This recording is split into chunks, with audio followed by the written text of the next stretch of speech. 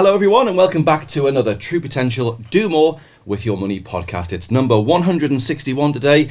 It's nice to have you back and it's good to be back as well, Diane. And why? Where have you been? Oh, I got banned. So yes, I did. I got a 6-week ban and put on night shift for telling bad jokes. What's your excuse? I didn't have one. I'm going to have to look at my last podcast and work out what it was that I said. That's right. That's it. It happens. There's a lot of it about. It's been enough time with the detention and I'm back.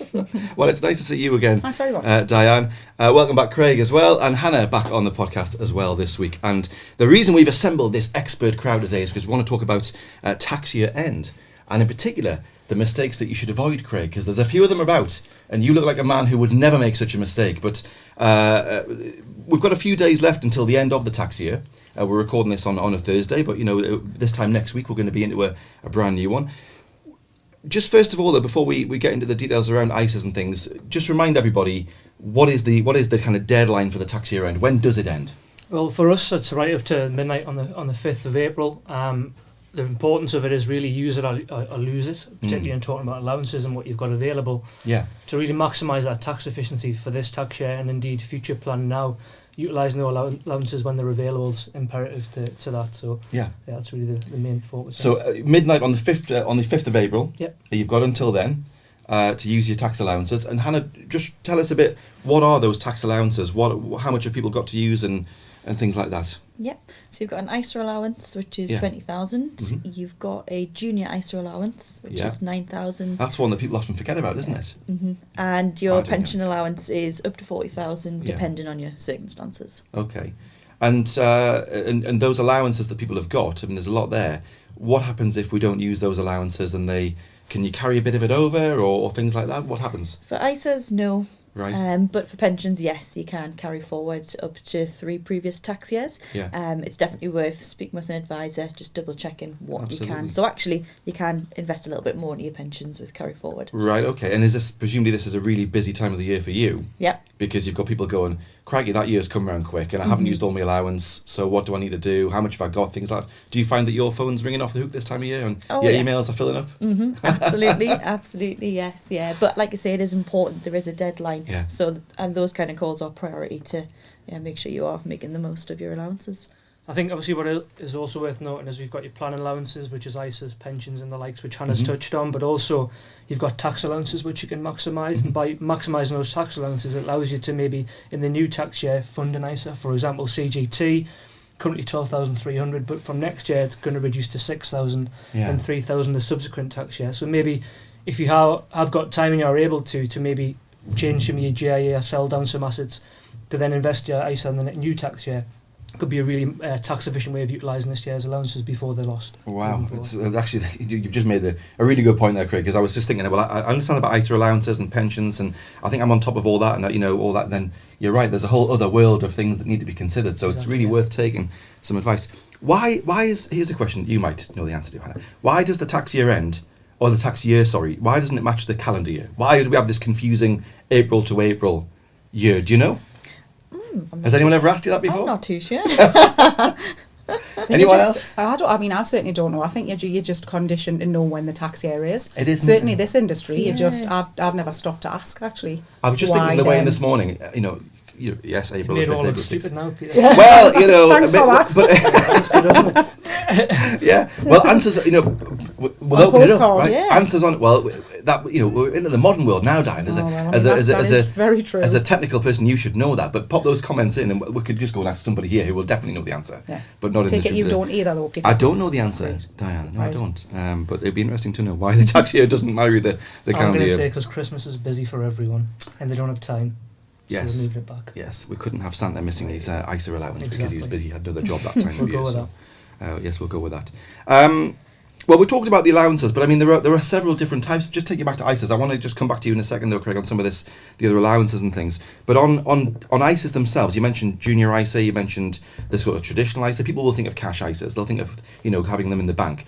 But I mean, stocks and shares ISAs. If you look at the country as a whole, most people, if you just look at the entire population, the majority of people are in cash ISAs. They're missing out on the opportunity for growth in the stocks and shares. So tell us a bit about the difference, if you would, but also then the other types of ISAs, because there are lots more ISAs now around, aren't there, in the last few years? Yeah, absolutely. So with the stocks and shares ISAs, it can be invested within a true potential portfolio. So just the same as a pension would be invested or a GIA would be invested. So it can match your level of risk and also benefit from the long-term growth rather than a fixed return. And also just on the ISAs as well, we offer flexible ISAs. So whatever you take out within the tax year, you can put back in. So although it's 20,000 is the set allowance, if you've made a withdrawal in the past 12 months, you can put that back in without affecting your allowance.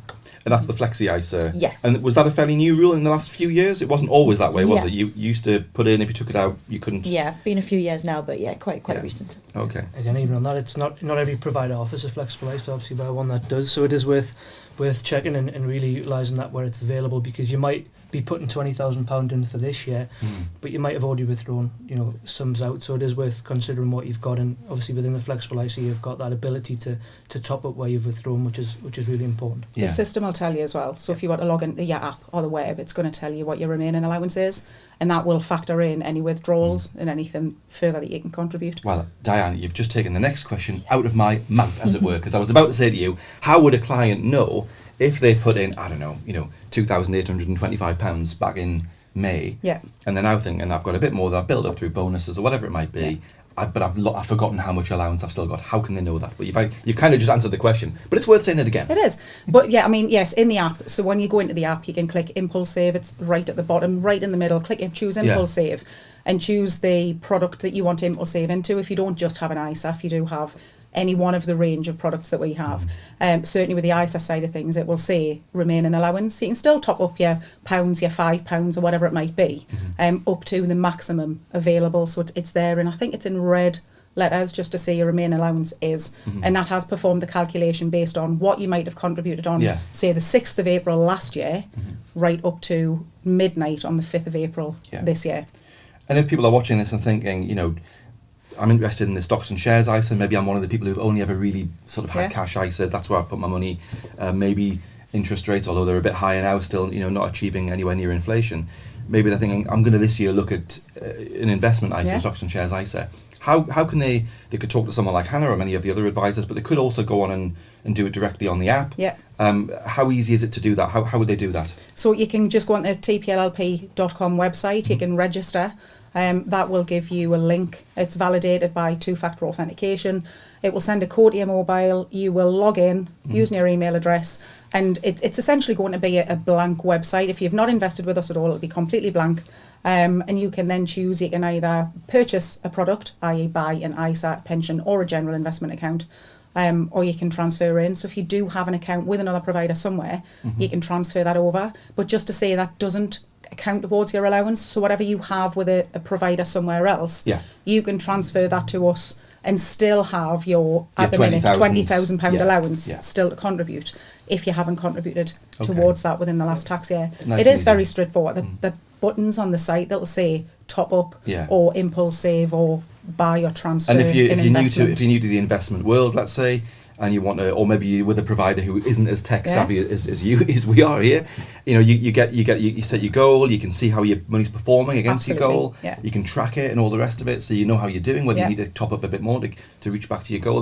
That's a level of detail that we've probably taken for granted in a way, because we've always been that way since day one. But a lot of other providers still send this stuff out in the post. Yeah, we will ask a few questions. We'll try and understand what and why the client wants to invest, and which product that the client wants to invest in. So depending on the product would depend on the nature of the questions that we'll then subsequently ask. We'll try and understand a little bit about their risk by getting them to fill in essentially a risk questionnaire. And once we understand that, we'll know which portfolio that the client should be invested in. We'll understand the term, how long are they actually wanting to invest for, and what is it that they want to achieve. And from there, we build graphs which will give them an investment line, it'll give them a projection line, it'll tell them the difference between whether they're on target or not. So you wanted to have £50,000 in 5 years, you've got £20,000 now, you need to contribute X, Y and Z in order to actually achieve your goal. And we're not going to force clients into investing, but we will just help them along the way, because sometimes you do just forget. You might forget what you've got, And with impulseSave, it is stupidly easy. It is, as I said, it's the click of a button. Choose which card is your default payment and authenticate that with your banking provider. And this must be great for the advisors that you talk to, Craig, because it's that information that they've got, that the clients have got, must make their life so much easier. Exactly. Especially at this time of year as well. Traditionally, if you wanted to put money in your ISA, you'd have to book an appointment at the bank, book an appointment with your advisor, and go through maybe quite a paper-based kind of process where it'll take a matter of days or maybe even weeks to submit money and get that transferred across by a cheque or BACS or whatever it may be.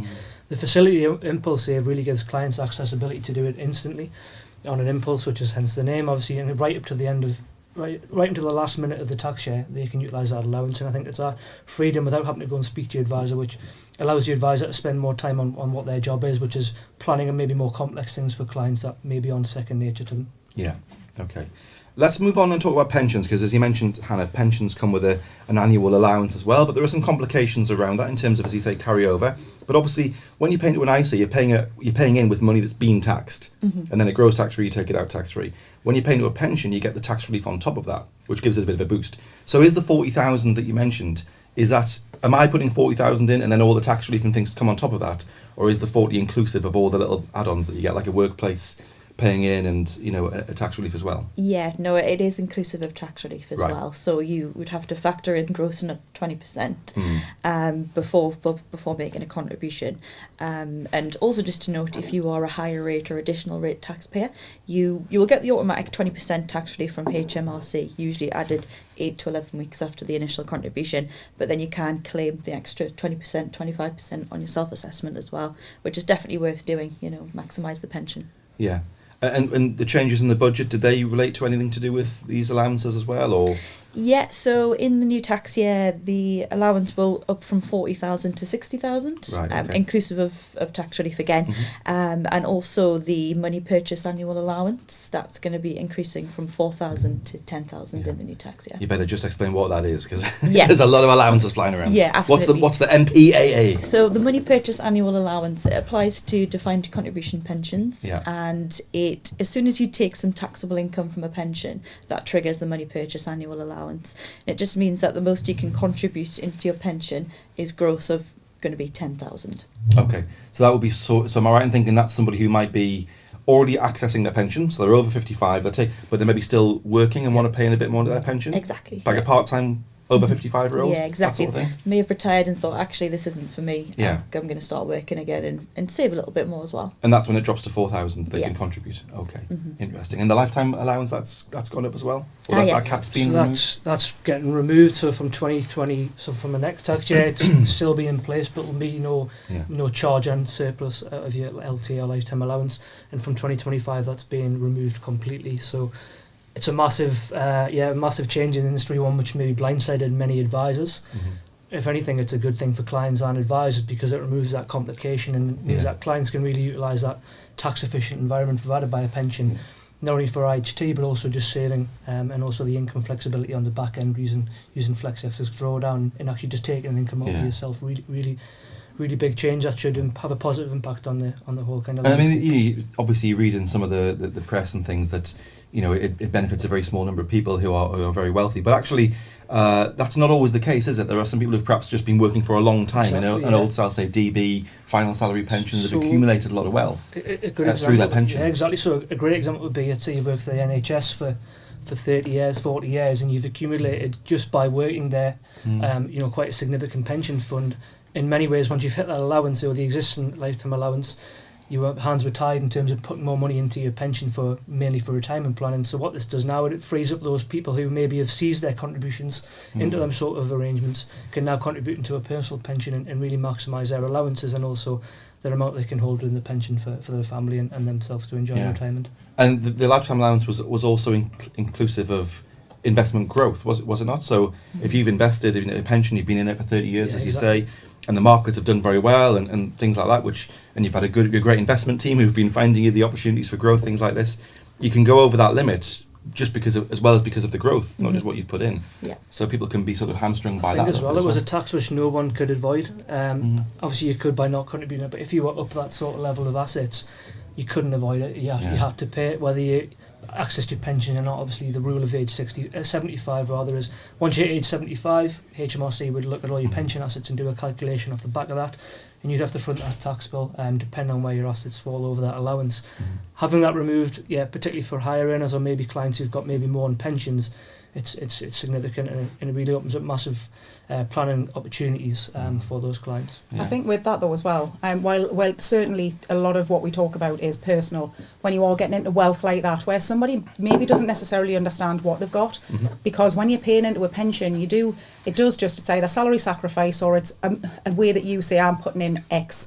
Like Hannah says, you then get the tax relief. You might not know that the tax relief's been paid, because HMRC certainly don't write to you to say, hello, we've just given you £5 or £25 on top of the contribution you made between 8 and 11 weeks ago. What the website does, and I use website because I just mean that as holistically, as in it's on the app, but it's also on the site.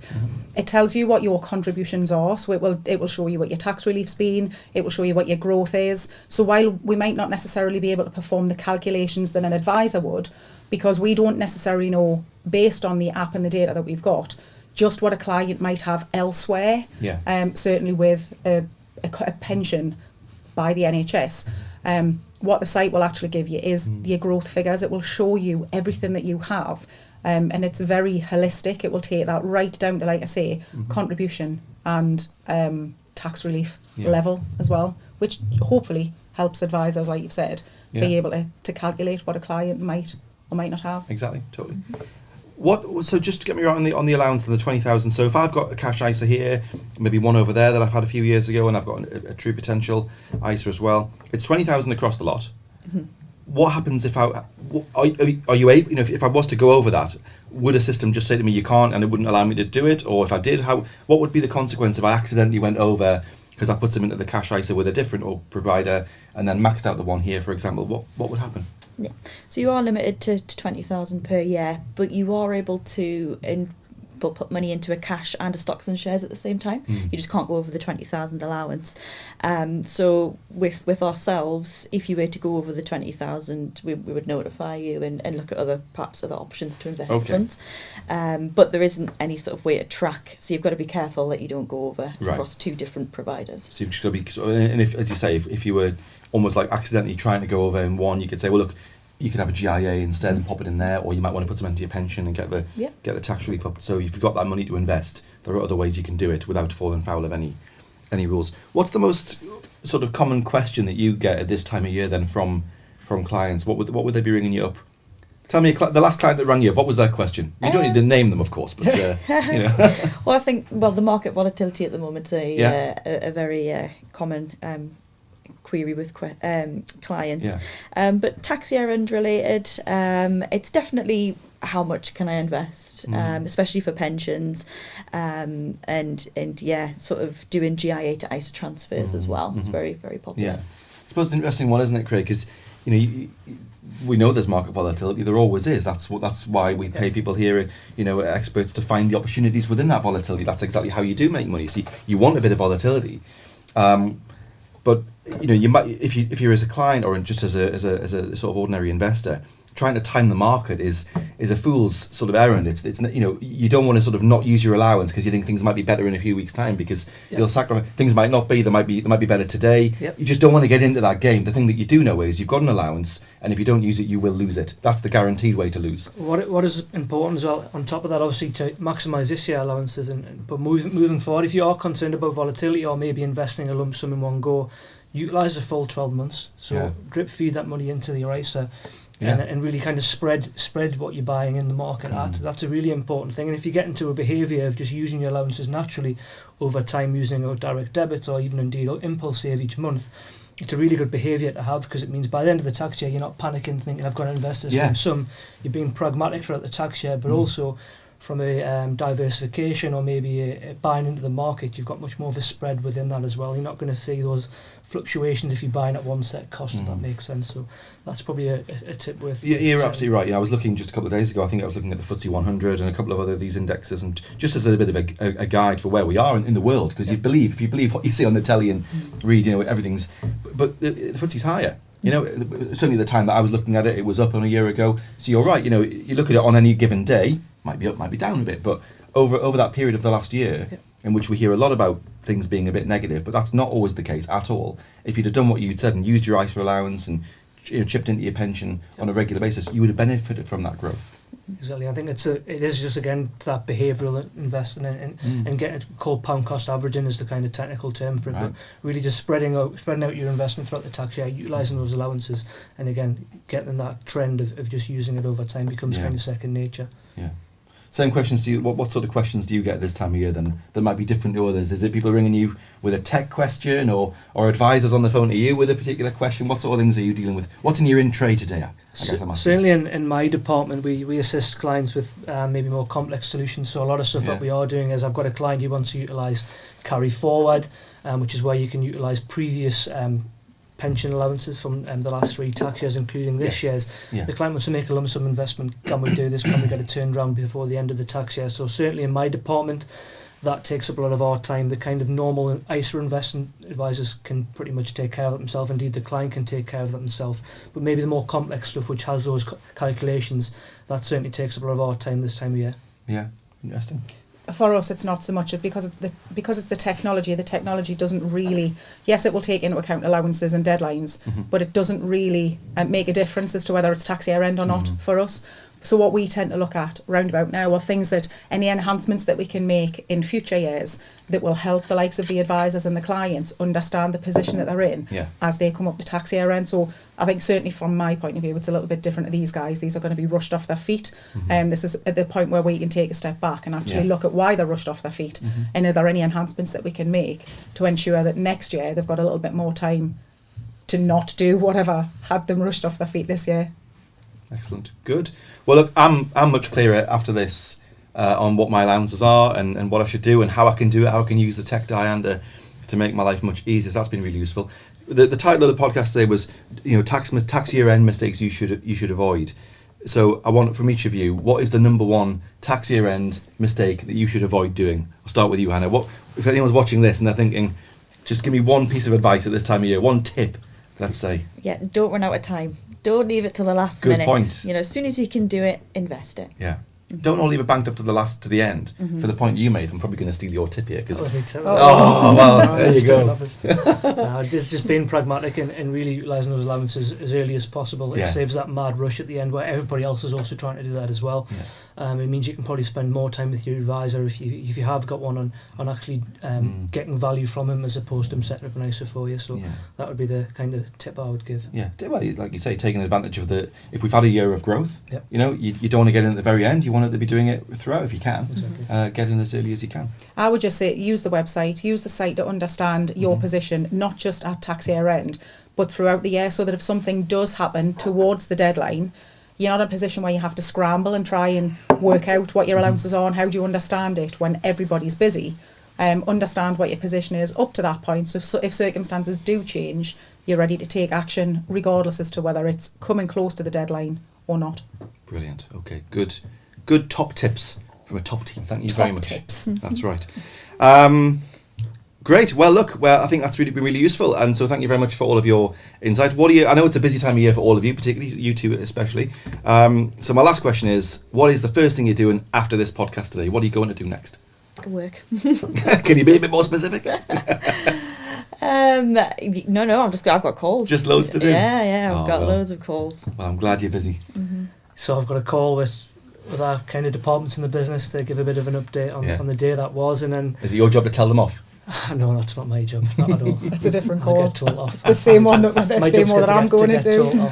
The right answer is they don't need telling off. Yeah, that's Everyone's, right. Yeah. But straight back on for another day, really trying to maximise today and tomorrow and next week as quickly as possible and getting the team lined up to doing that. So, busy time of year for us. Good.